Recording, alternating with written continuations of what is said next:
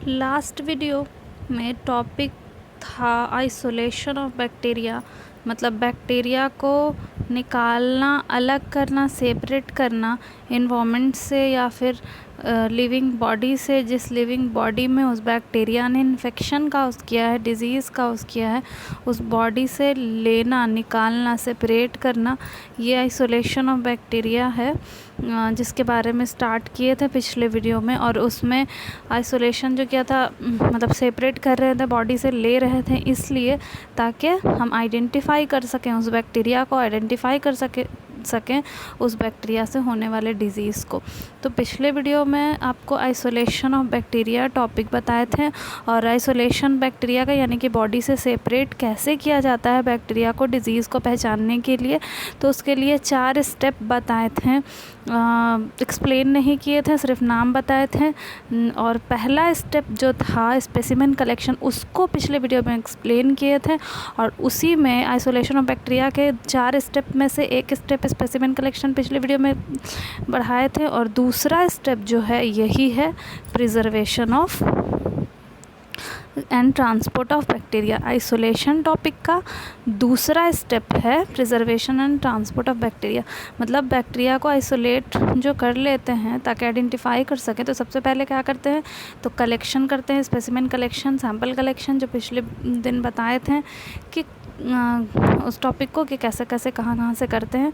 अब जब कलेक्शन कर लिया तो उसके बाद उसका प्रिजर्वेशन और ट्रांसपोर्ट होता है, जो कि इस वीडियो में बता रहे हैं। उसी चैप्टर का दूसरा टॉपिक है।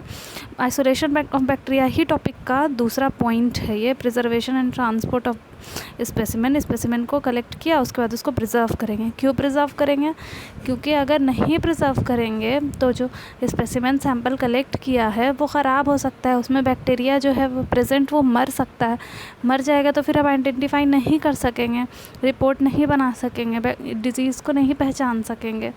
तो इसीलिए उसको प्रिजर्व करते हैं ताकि उस स्पेसिमेन में, सैंपल में जो बैक्टीरिया है वो मरे नहीं, जैसे का तैसा रहे। इसके लिए हम प्रिजर्वेशन करते हैं। और दूसरी बात आ जाती है ट्रांसपोर्ट की।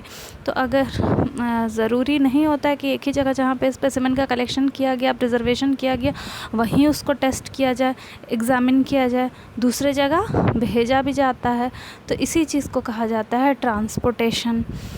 तो अब आ जाते हैं preservation and transport of specimen में पहला पॉइंट में, कि मोस्ट ऑफ द स्पेसिमेन को क्या किया जाता है कि लैब भेजा जाता है इन यूनिवर्सल स्टेराइल कंटेनर, मतलब एक ऐसा कंटेनर रहता है जो बिल्कुल स्टेराइल रहता है, पहले से उसमें कोई इन्फेक्शन नहीं रहता है। कोई इन्फेक्शन नहीं रहेगा तभी उसमें बैक्टीरिया को रखेंगे, तो बैक्टीरिया बिल्कुल वैसे ही कंडीशन में बिल्कुल सही रहेगा। तो जैसे कि एग्जांपल दिया है कि स्वैब अगर लेते हैं हम, तो उसको suitable transport medium, charcoal medium में रखते हैं ताकि बैक्टीरिया बढ़े या घटे नहीं, और कोई फॉल्स नेगेटिव रिपोर्टिंग नहीं हो, बल्कि बिल्कुल सही रिपोर्टिंग हो। और स्पेसिमेन शुड बी ट्रांसपोर्टेड, जितनी जल्दी हो सके स्पेसिमेन को लैब में भेज देना चाहिए प्रिजर्व करके। और दूसरी बात है कि अगर कभी देर हुआ लैब भेजने में, टेस्ट करने पे, तो उसको स्टोर करना चाहिए 4 डिग्री सेल्सियस पे, ताकि वो ख़राब नहीं हो। और इमीडिएट ट्रांसपोर्ट ज़रूरी होता है, लेकिन क्यों ज़रूरी होता है उसके लिए ये वाला पॉइंट देख सकते हैं कि इमीडिएट ट्रांसपोर्ट होना ज़रूरी है ताकि डेलिकेट बैक्टीरिया, जो भी बैक्टीरिया है वो मरे नहीं, बढ़े नहीं, किसी तरह का कोई चेंज नहीं आए, ताकि फॉल्स नेगेटिव रिपोर्ट नहीं बने, फॉल्स नेगेटिव कल्चर नहीं हो, फॉल्स नेगेटिव ग्रोथ नहीं हो। इसके लिए ही हमको जल्दी से जल्दी ट्रांसपोर्ट करना होता है, और नहीं हो रहा है तो उसको प्रिजर्व करना होता है।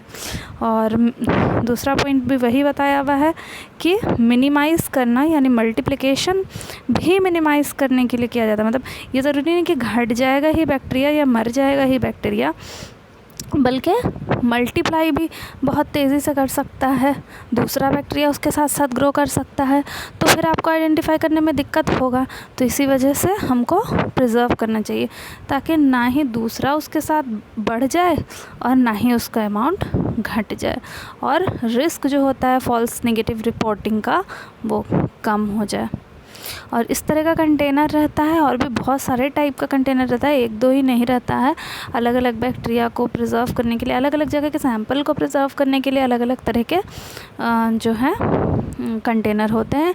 यहाँ पे ये 2 कंटेनर दिखाए हुए हैं जो कि प्रिजर्व करने के लिए होता है। कंटेनर जो कि ट्रांसपोर्ट इसी में प्रिजर्व करके इसी में ट्रांसपोर्ट कर दिया जाता है ताकि उतने देर में बैक्टीरिया का अमाउंट बढ़े घटेगा नहीं। इसके बाद आपका दूसरा टॉपिक आ जाता है इसको माइक्रोस्कोपिक एग्जामिनेशन करना। तो ये टॉपिक उसी का है, आइसोलेशन ऑफ बैक्टीरिया का ही तीसरा पॉइंट है ये माइक्रोस्कोपिक एग्जामिनेशन। और इसके बाद चौथा पॉइंट है उसका मेथड, कल्चर करने का मेथड। तो ये 4 पॉइंट थे। पहला पॉइंट इससे पहले वीडियो में बताएं, आज दूसरा पॉइंट बताएं। नेक्स्ट वीडियो में आपको हम तीसरा पॉइंट यानी माइक्रोस्कोपिक एग्जामिनेशन बताएंगे, और फिर उसके नेक्स्ट वीडियो में आपको कल्चर मेथड बताएंगे। तो ये चारों जो पॉइंट हैं आइसोलेशन ऑफ बैक्टीरिया के, ये आपका पूरा क्लियर हो जाएगा। वीडियो अगर अच्छा लगा हो तो एक लाइक और कमेंट ज़रूर कीजिएगा, और प्लीज़ चैनल को सब्सक्राइब कर लीजिएगा।